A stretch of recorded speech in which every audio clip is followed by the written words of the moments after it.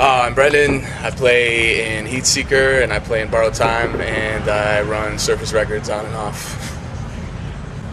What is the status of Surface Records? It's kind of around a little bit. It's kind of dialed down. Around 2000, 2001, I was really getting serious with it and trying to do something, but I got into some financial trouble, so I just kind of scaled it back, and now I just do stuff here and there for my friends, pretty much. What band or bands were you banking on Surface Records early on? God Below was huge. I had really high hopes for that band, and I thought they were really fucking good, and thought they really could have went somewhere, but that didn't pan out, and that was pretty much the main thing that I really believed in. I really spent a lot of money to try and put into that band and get them to go somewhere, but it just it didn't pan out in the end. What were the reasons, do you think?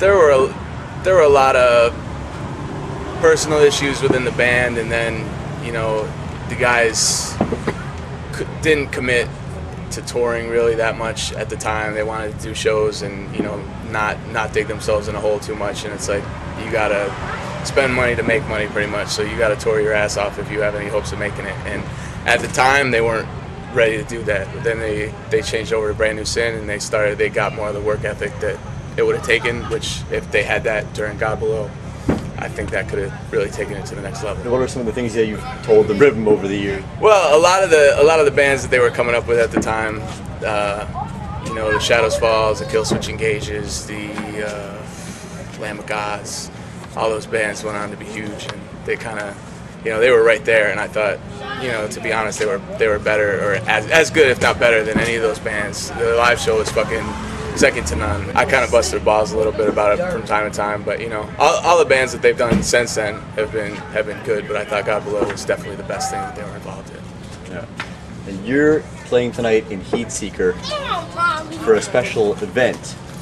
Yeah, our friend Les Daniels, who passed away in April, I've known the guy since, you know, late 90s or whatever. He was huge into God Below, so this is like a show that he would have killed to be at. It's all his friends playing tonight, you know, Lead Yard, which is Slider's band, and Sin Pusher, Born Again Rebels, Infidels, you know, us. All the bands are really, really tight with Les, and he would always come out and support everybody. He was huge into the Syracuse music scene, and it's a huge loss for everybody. Give me a good Les story if you can. A really good one. Well, a funny one is we cover Heading Out to the Highway by Judas Priest all the time when we play, and we always put that out to him. And we were playing this club around here, and we saved it for last, and we got cut off before we got to go into it. So we get off the stage. We were kind of bummed or whatever, and Les is just screaming at the fucking sound guy, fucking threatening to boycott the club and all this, and he actually did for a while, because we played there like a couple months later, and he didn't come out, and I asked him, he's like fuck that place, I ain't going back. So that was pretty funny. He's just the nicest fucking dude that would give you the shirt off his back. Fucking amazing dude. You're here playing a Heat Seeker. Playing in Heat Seeker. He was a big fan of ours. He always came out to all the shows, so we were just happy to get to be asked to do it. Psyched to play with a lineup, you know, so awesome with all our friends. Every dude over 30 becoming a born again rocker. What's up with that? For me, I mean, I grew up listening to rock and roll, but, you know, I was always super into hardcore throughout the 90s or whatever. I'd travel fucking 5 hours, 6 hours, 8 hours for whatever show. Who, for example? Madball, fucking AF, Killing Time, fucking early Hatebreed shows, all that shit. And, you know, I would buy stuff like crazy. I'd spend all my money on records and shit, and it just got to the point where there wasn't enough bands coming out that kept my interest. So I was like, I needed music, because that's all I listened to all day at work. All I do is fucking listen to music. So I started getting back into the things that I was into when I was growing up. So I started getting back into classic rock, 70s rock, and just got more into it. It just became more interesting. It was just a lot of bullshit within the hardcore scene that I got tired of at that point. But, you know, there's always good shit out there. It's just sometimes you get a little bit down on it with all the crap. There's so much crap out there now. It's fucking crazy. It's so easy now to get a band together and to get everything with like the internet and everything. It's like it takes no effort virtually on for a band to get out there and get their shit out, which is cool in a way, but at the same time, everyone and their fucking grandmother's got a band now. Everyone and their fucking grandmother's got a label now. So there's the same amount of quality bands that there were probably in the 80s or the 90s, but the problem is there's 5 million more bands now. So you got to wade through all this horse shit to fucking get to anything that's good. Another thing is all these bands fucking tour. It's like nobody's heard of you in your hometown. Why the fuck are you playing my town on a Tuesday night? All you're doing is watering down the shows in my town. It fucking makes no sense. It's like build a following at home. Then if people like your shit, then tour. But what kind of values did you, I guess, pick up from the hardcore scene that you still carry on? I always try to do as much as I can for my bands myself. You know, put as much of it in our hands as possible. Not leave it to other people to do. You know, I've always valued that, and I've always what turned me on to hardcore initially was the fact that, you know, the bands and the crowd were the same. It was like you could walk up and talk to the dudes, and it wasn't like oh, you're starstruck or whatever, because they were just like normal dudes that you'd see fucking walking down the street or whatever. And it gets a little bit away from that, I think, sometimes now with like all, you know, some of these bigger bands or whatever, and you see these riders or whatever, and it's like, you fucking kidding me? You're a fucking hardcore band. You don't need fucking just whatever. But I don't know. That's the main thing. We always try and be, you know, in control of our stuff and do as much as we can ourselves.